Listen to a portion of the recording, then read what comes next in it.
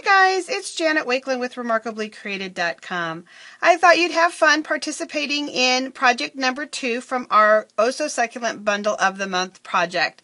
So what you're going to be doing is you're going to be listening in as I explain to our class members how to put this wonderful card together. So for those of you that are in class, you would have received a project pack that has this half sheet of white paper. It has a piece of the Sugar Plum Gingham from the Oh So Succulent Designer Pack. You have a 1" by 5.5" piece of Tip Top Taupe, a 2" Tip Top Taupe circle. You have an Old Olive scalloped circle cut, and you have something cut, a Whisper White stitched circle cut for you. The layering circles and the stitch framelits are what I would call my workhorses in my craft room. I use the layering circles and the stitch framelits over and over again. The stitch framelits have 4 circles, 4 squares, and 4 ovals, and they do work with our different layering oval, squares, and circles. But the circles I use all the time. So let's look at how this card came together.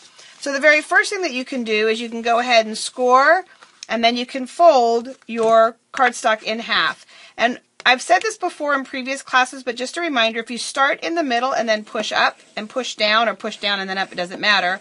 That kind of gives you a nice crease and keeps your paper from shifting like this. Every now and then you've scored and you wonder what's happening. If you start at the top, sometimes it kind of forces that paper to do that, or the same thing at the bottom. If you start in the middle, push up and push down, that keeps your paper from doing that shifty thing. So let's set that aside, and then we can go ahead and we can add our gingham to this. And this one's cut down to be 3 3/4 by 5 inches so that we have a larger white border behind it.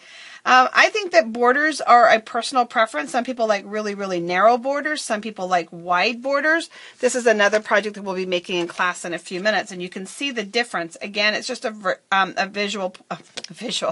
Yeah, it's a visual preference. It depends on what you like. Okay, it's personal. So, but in this case, just so you can experience it, we gave you a wider border.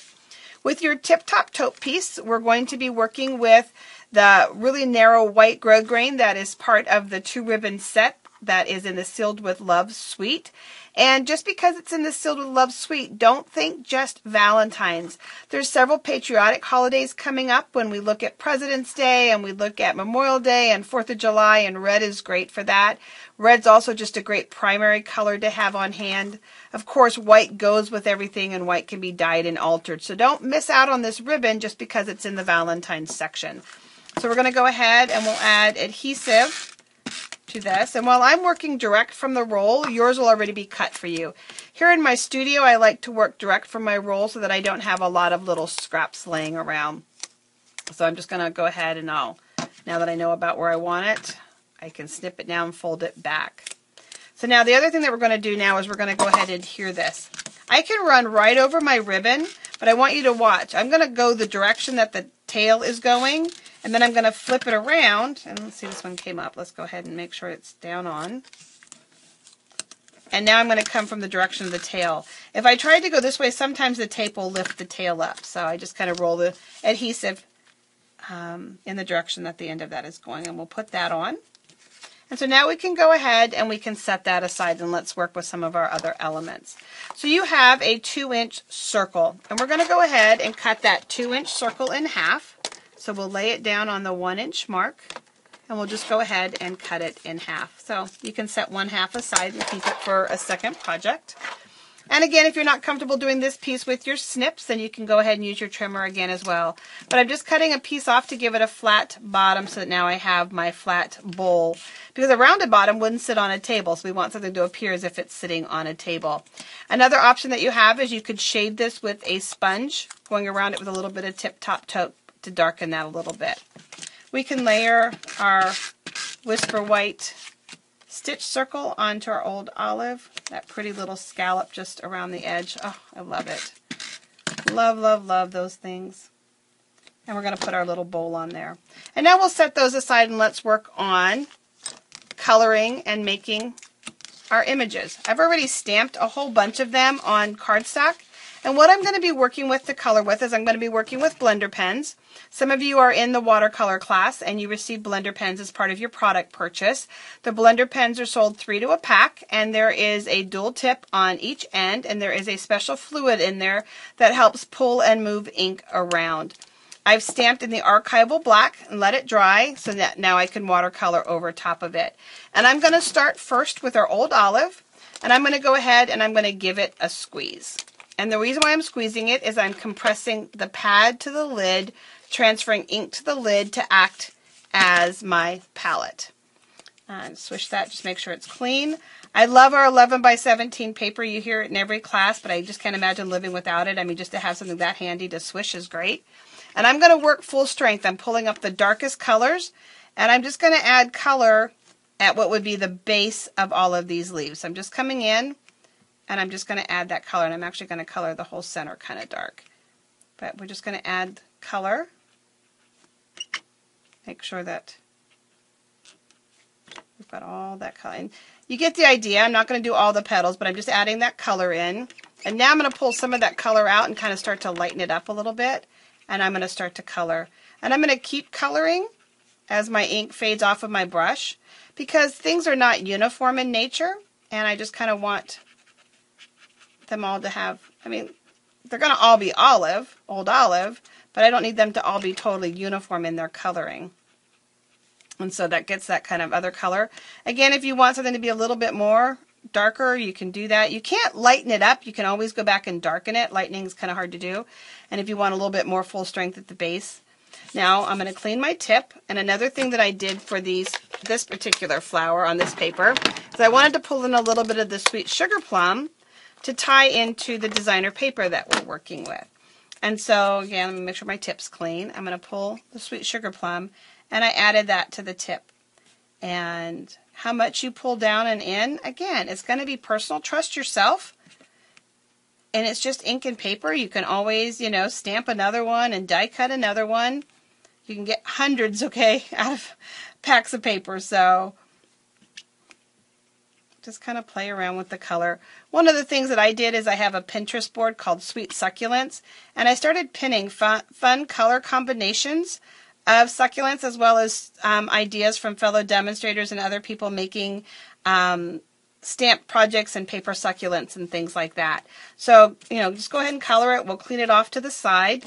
A couple of other ones, I went ahead and just did them all pink, and it's fun how you can make it look almost like a dahlia just by making it pink instead of green. And so now it's not a cactus anymore, it's a pretty flower.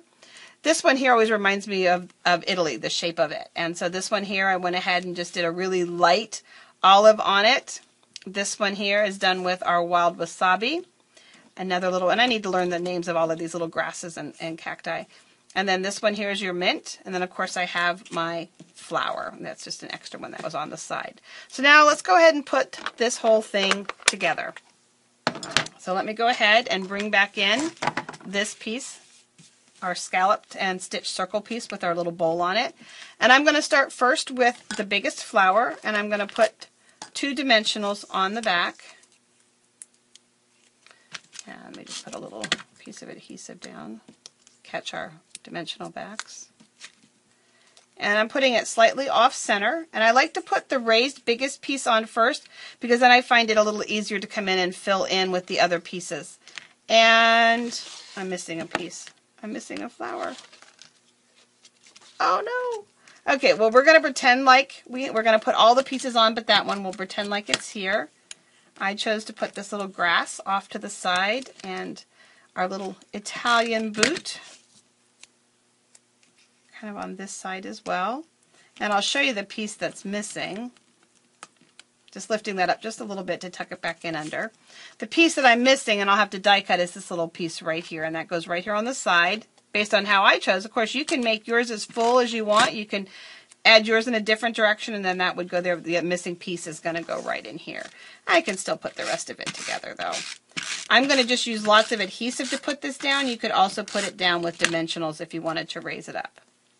Now, one of the things that you are going to notice is that I don't have a greeting on this card.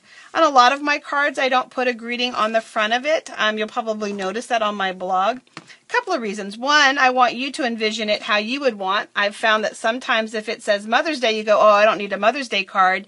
And the verse is distracting, and so you don't look at the whole project. In addition, here tonight I've made 3 of these, and the first one was, I made one as a sample, made this one, and the video was never running. So now we're on to this one, and I don't need 3 Mother's Day cards, so had I done them all with Mother's Day, I wouldn't have those to use personally. So a lot of times when I'm crafting, I will make multiples, or even if it's just 2 of them, and then I will go ahead and add a greeting on the front as needed, or I'll stamp my greeting and then handwrite my message, still leaving the front blank and just being all about the artwork for you. So this is project number 2. For those of you that are not familiar with our bundle of the month or our virtual classroom, this is the type of videos and instructions and project packs that are part of my bundle of the month every month in our virtual classroom. In this case, the bundle of the month is the Oh So Succulent stamps and framelits, along with some other product, so that the class attendees earned a celebration item. And then they received 4 class packs, 4 project packs to make 4 different projects. And this was just one of the 4 projects. So if you're interested in my bundle of the month, January's Dragonfly bundle is still available and the class is still in the classroom. The Oh So Succulent class is just now going live, and of course that information's there. You can use the link at the end of the video to click through to my website, and you can find all of the details about the bundle of the month. Better yet, subscribe to my newsletter so that details of our different bundles and virtual classes come straight to your email box. So thanks for watching, and for class members, I'll see you back in the classroom with our last 2 projects in just a minute. Thanks, guys.